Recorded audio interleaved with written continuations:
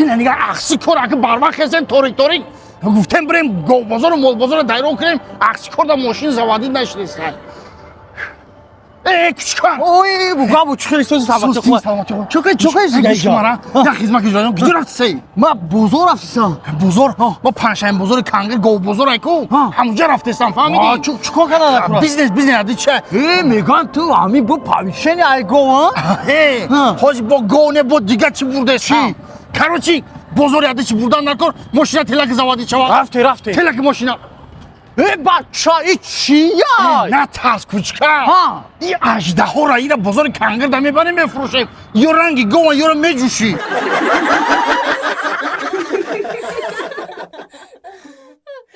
نویرهای خوشروکی ما اگر به شما بلیط های اسمالیات در کار باشه مرحمت به واتساپ اویاکس 16 زنگ زنید بلیط هاشون هم ارزانه و هم باوری ناک اگر آن ترکی شیرازی به دست آورد دل ما را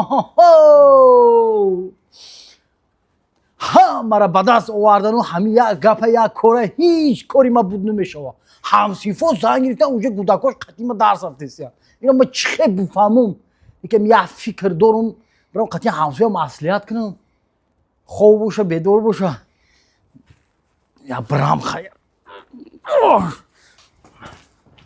همسایه این همسایه مسئولیت قطعی همسایه خوبه میگم نه همین همسایه قطعی همسایه قطعی خوبه دمشا چه میگوی؟ یه سوزی همسایه همسیف احمد بدرای دمشا همسایه همسیف چی میکنی خونه نمیدرویم خونه نمیشنیم یا چاق ما مسئولیت اومدگیم یا خوانه خواه؟ چی گپ گمزا؟ بی بچه ای چی کاری نوای بو؟ تو گپ چی کار در زندگی من چی کار داره تو؟ تو گپ زا خواهی بیا من میروم خیلی نکه دیگه میگم بو خودت میدونی که همه همسیفا زنگ گرفتن همسویا زنگ گرفتن یا من مونده من یه فکر در سرم اومد میگم برم بنک قرض بگیرم برم زن بگیرم خیلی فکری من چوکدی بو چه چوکدی؟ ای من قرض بگیرم زن بگیرم دادر یا نصیحتت بکنم در حیات ای کارا نکن چی ما همه خیلی کدستیان نه ای من قرض کردم زن گرفتم شوا در برنا خوام خونه میدارم زنه که میبینم پگشین دید میدارم تیز برو ای خونه گم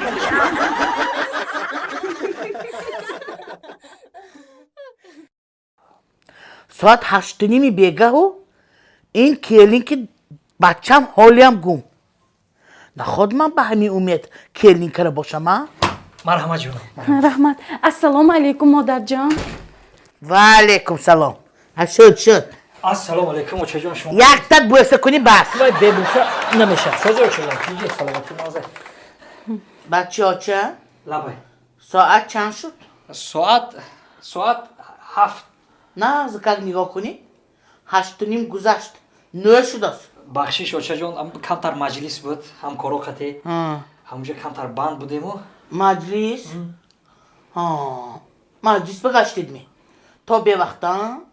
رفتیم نباشد من لباسم الش کده بیام است ها لبای مادر جان این مجلس هم گشتگی بود تو کجام در؟ من دلشاد جان من هم کارا کتی شش تا بود من دلشاد جان با گفتگی بودم کو گفته شما گفتم اینا از شما جواب گرفتن شما جواب دادید اینا کارگراشون که اینا 6 برفتن نوروزی کردم می بابا جانم خودشان چای دم کنن بابا جانم خودشان همه جای اوبارک کرشنن بابا جانم خودشان همه کارهای بسر کرشنن خوراکای پختشنن بابا جانم اینا همکاراشان که سیرو گشت نوروزی تمام پگه خودش رفته عریضه می نویسی کار پر نمیری دیگه با چه میشه چه جون نظم میشد همین میخرونم میپشونم کی کلون تون چی مونه کار کنه وقتشنده خدا رحمتی پدرت هم میمایه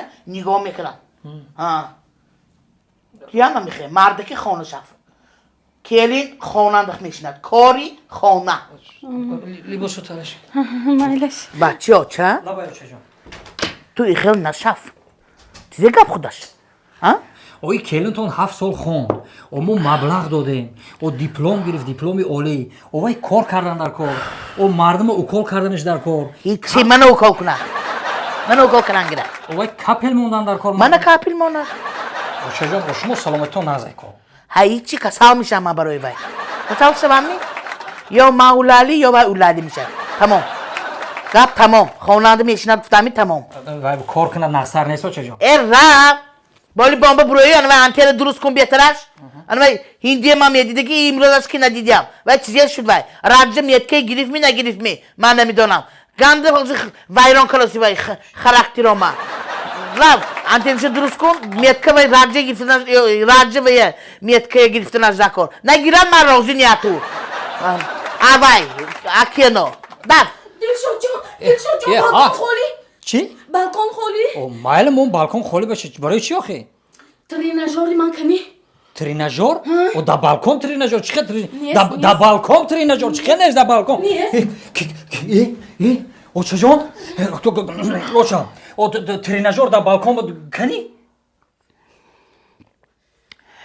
آهانی این پیدال میزدگی می؟ پیدال میزدگی هر سر کلیم تا ما گرفتم که هر سر 6 تا پیدال زنه خراب شوه هوای گیجو کده شما بالکن پفتم پرتوفته او چه میدونی چی ما باید $3000 دا قرض کرده برای کلیم تا گرفتم که خراب شوه چی باش ما باید پرتوفته بچه‌ام منو گوش کن وای این کتی خراب نمیشه خدا رحمتی پدرتان ده همین خیلی پیدال زدکشان بوده همین پیدال میزدن و دور به میرفتن او این کلین روزی دراز شب و روز من میخوای پیدال میزند هیچ همین افتی خونوکش دور به نمیرد فقط من اینجا من میایستد چیزی دکار خیلی ویرانه چیز خواننده پفتم او ویران نبرد او چه؟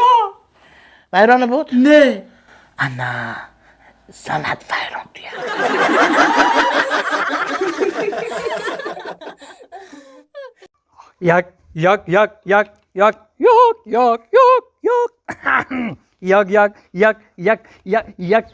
یک رقم بقدم یک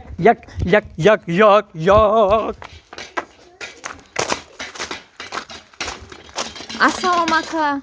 سلام علیکم سوزن اکا جان خوبن؟ میشه همسایه شما سوزن تینجه میشه سلامتیتون سوزن؟ رحمت اکا میگم مامیه چی پرسم؟ مرا مایلش پرس همی چند روزه انیم خونه اشما یا آواز میبروی همی کدومی یک میگه چی میگه؟ یک میگه یک میگه او بچی من بچه اشما؟ بعد برای چی یک میگه؟ آخی او بچی من برنده یه حیات یک میگه هیچ نکی یکی همون دو شوا